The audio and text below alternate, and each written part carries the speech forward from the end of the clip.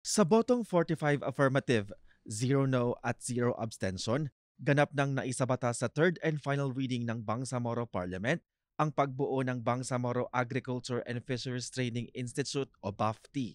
Ang BAFTI ay isang institusyon na magbibigay ng highly technical training and short courses sa lahat ng mga magsasaka at mangingisda sa BARMM. Dahil nakita po natin ang importansya na dahil tulad ng sinabi ko kanina, itong mga brothers and sister na fisherfolk and farmers, pumupunta pa sila sa iba't ibang region to seek knowledge, technical know-how dito sa mga modern trains. Makikipag-ugnayan din ang BAFTI sa mga institusyon gaya ng Ministry of Basic Higher and Technical Education, national and local offices upang mas mapagtibay ang mga isasagawang trainings sa lahat ng farmers at fisherfolks ng Bangsamoro Region.